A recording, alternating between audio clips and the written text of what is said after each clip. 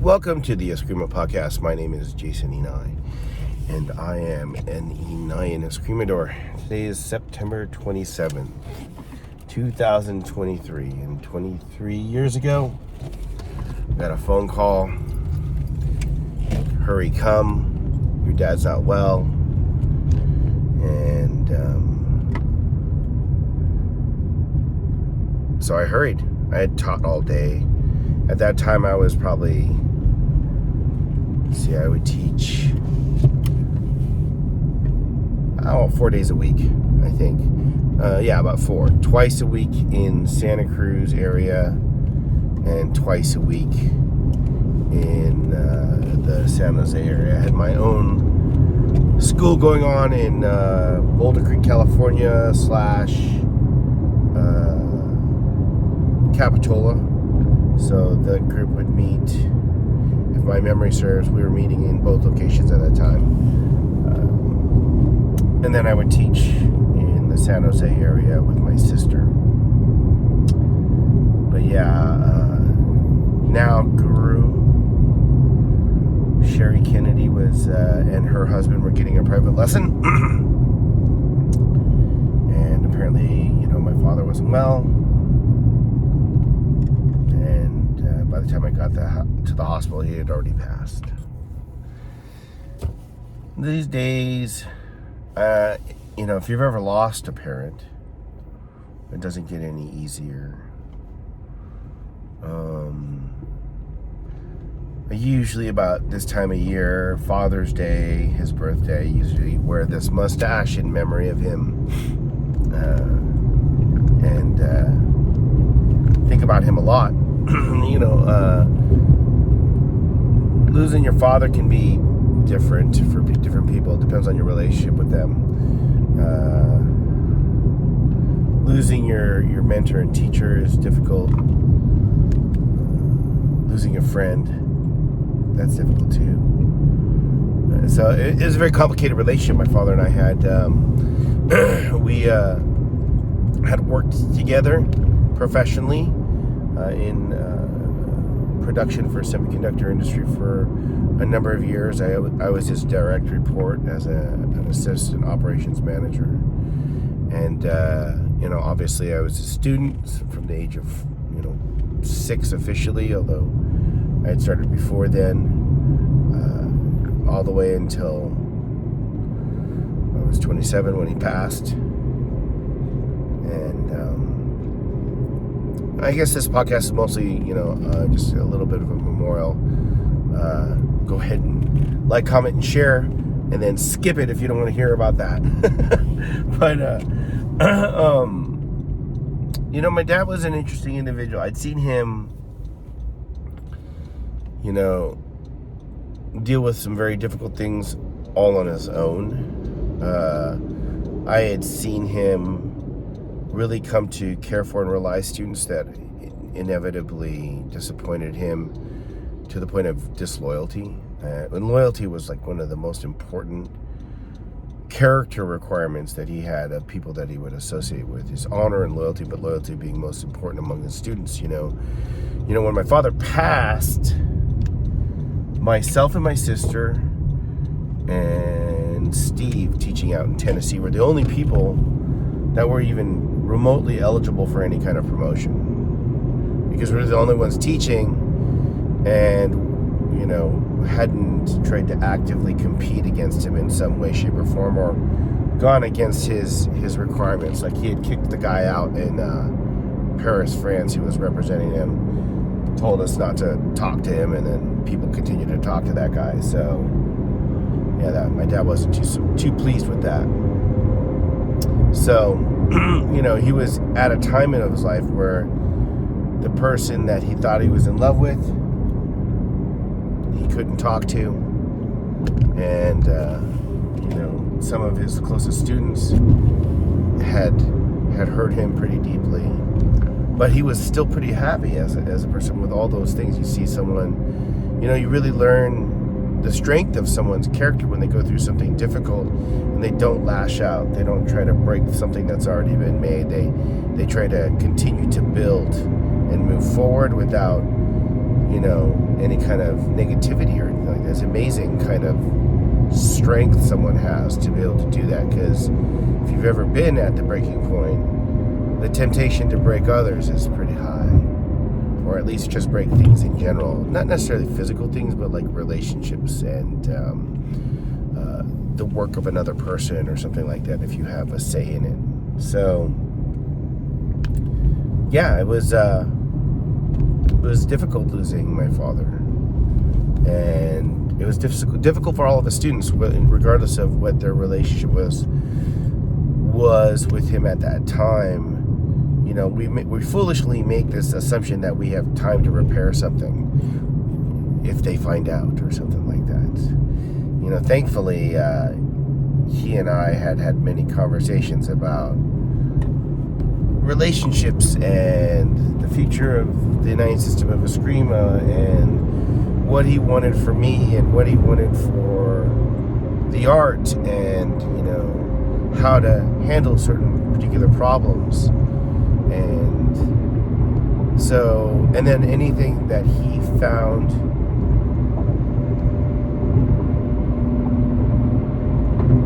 out that he didn't like about me, I guess. I'm trying to phrase that, my shortcomings. He was very direct about those.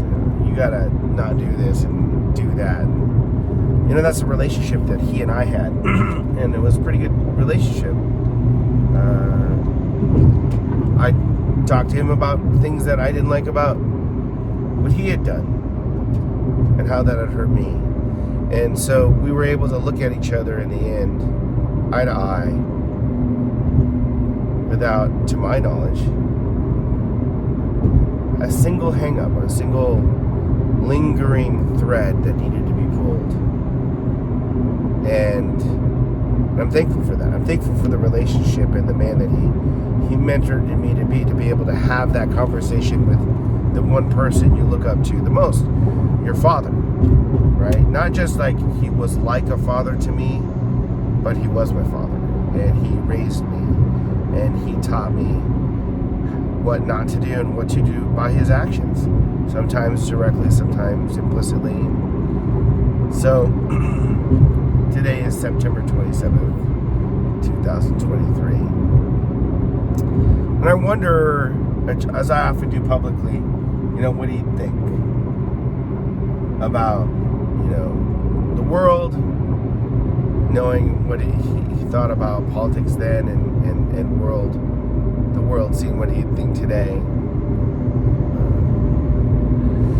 Also the little things, like the movies he'd want to see and the technology he'd like to be engaging in, and what game would we be playing right now, and all those things. How surprised would he be at the way that his granddaughter grew, or what joy could he find in the grandson and granddaughter that his daughter brought into the world, and what would that be like? I think about those things. I think about how it would be great to be able to learn from another, take another lesson from him, to ask him questions about things. And sometimes I can almost hear his voice and what he'd say. And today I was, I guess, touched, if not stricken, by a memory of his hand on my shoulder. And I look at my students, and I look at the people that dare to carry the name, and how they might represent or attempt to represent our family, and what he'd think about that, knowing what he thought about it then. And this year is the first year where I look at some of my students, and I know that he'd have been proud. That's a great feeling, the traditions that I've been entrusted with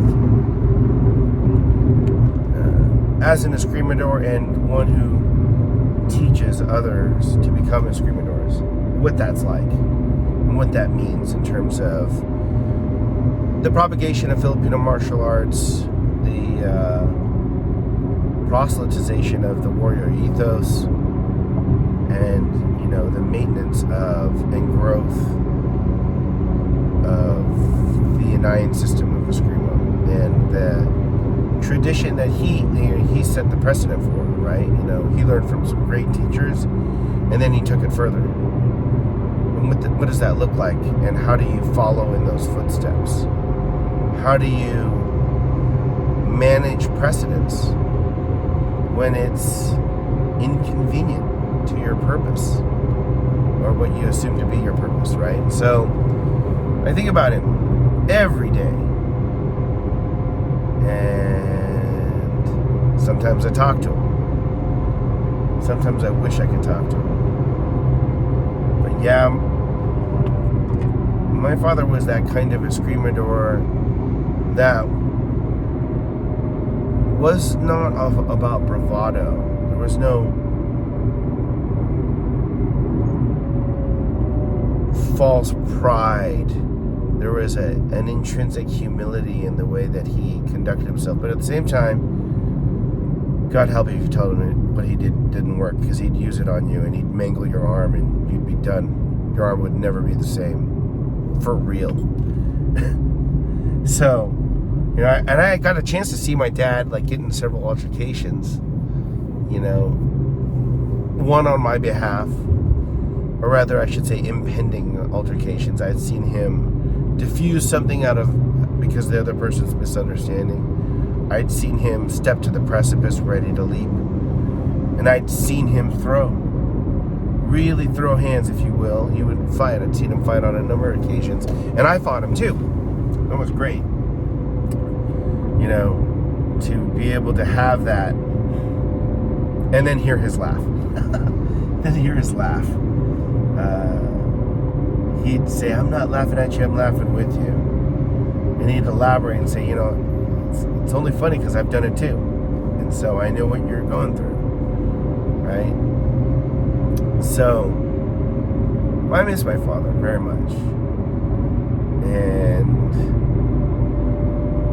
I told him the day that he died, he called me and he goes, "Hey, son, this is of course not a verbatim, but very proud of you, what you do with the art, how good you are with it, and your dedication,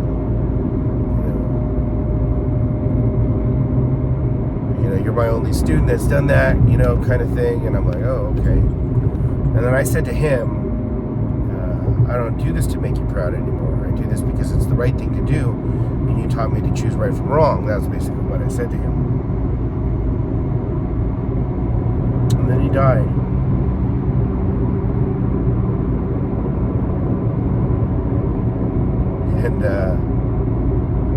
And immediately I went back to making him proud. Strange how your motivations are, You say a child doesn't know right from wrong. They only know what they want. And an adolescent knows right from wrong, but still chooses what they want regardless of right from wrong. But an adult, a man or a woman, does what's right because it's the right thing to do. And sometimes that's uncomfortable. And I'd watched him go through very difficult trials of the spirit and still do the right thing. I'd seen my dad do the wrong thing too, of course. Make mistakes, but then own them as well. Publicly. But, that right from wrong was important to him. Mostly for him, I think it is for him in terms of me, was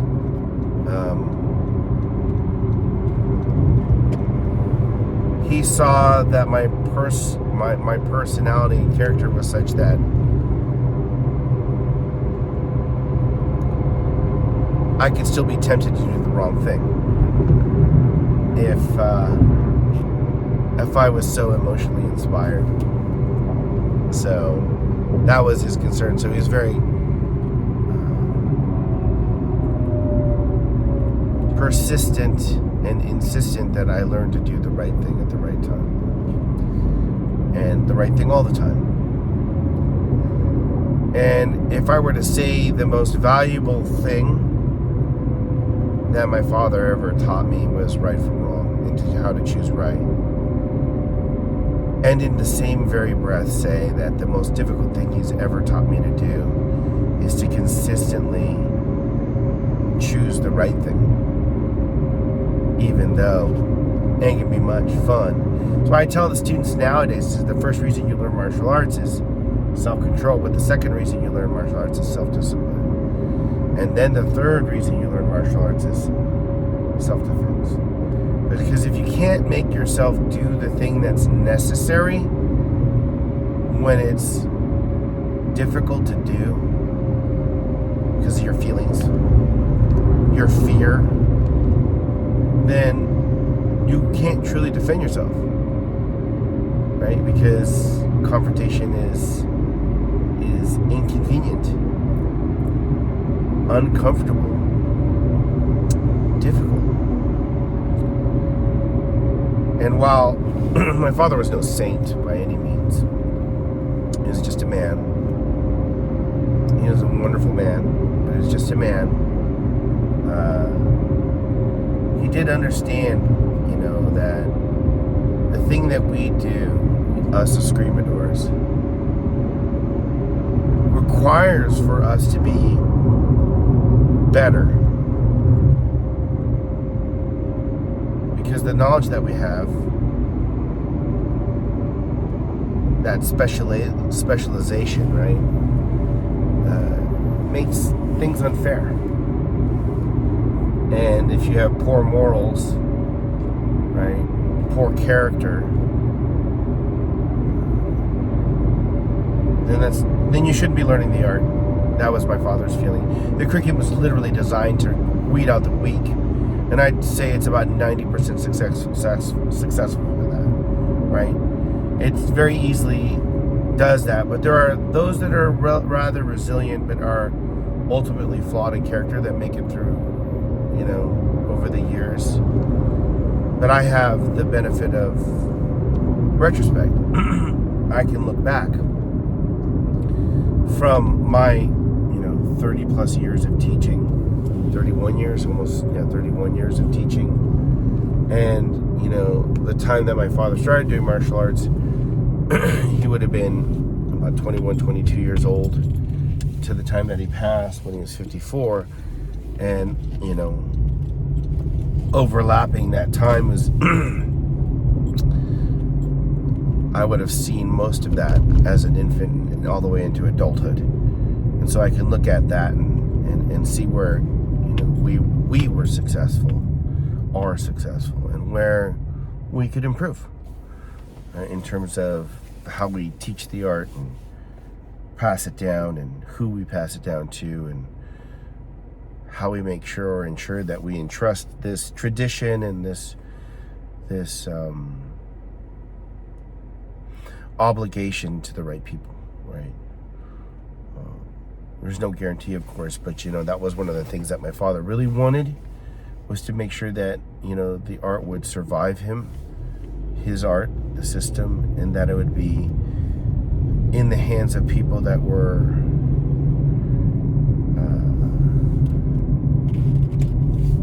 right in character and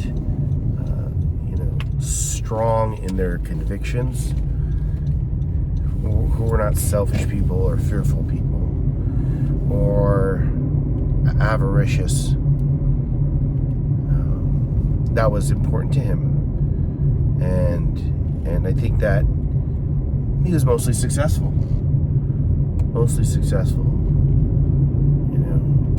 His generation is responsible for taking a culture or an aspect of the Filipino culture and an art that was nearly dead, had by far gone into obscurity, and brought it at least to the edge of the stage, if not to the fore. It's funny, Filipino martial arts is is a martial art that everyone's seen if they watched any action movies in the last 15, if not 30 years, but don't know that it exists, right? And his generation is responsible for that. They're responsible for taking the life stories and experiences, insights, and wisdoms of an elder generation of an era gone by in time, with a completely different sense of morality and completely different sense of righteousness, if you will.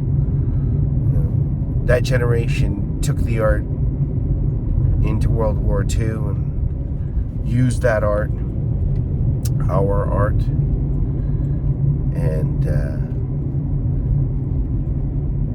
ultimately prevailed in their theater of combat. And the art of the Philippines, the martial art of the Philippines, was an important part of that, simply because of the nature of the environment with which the conflict was occurring. And my father was part of that, helped push that forward. And so I see him at the end of his years really working on how do we make it better, right? And what does that look like? And I have to ask myself, were we successful on that? Are we successful on this vision and this mission that my father started? And yes and no. Definitely the art's still alive. Is it as deep or as good or efficacious or remaining to that truth that he was seeking? Sometimes, right?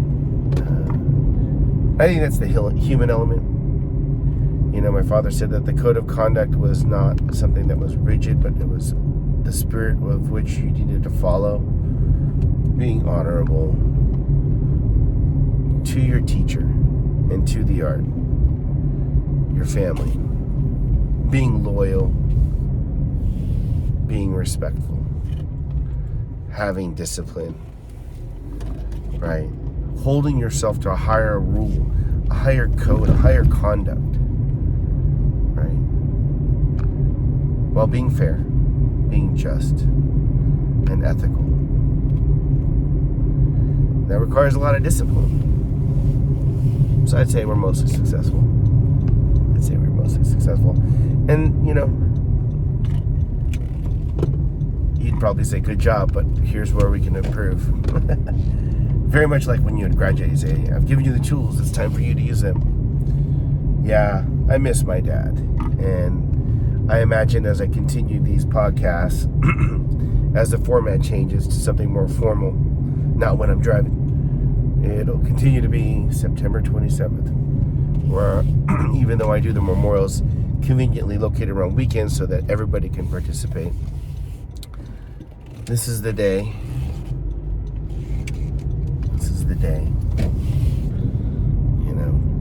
that he left the world. And the world was a little bit darker for it. I'll see you guys on the training floor.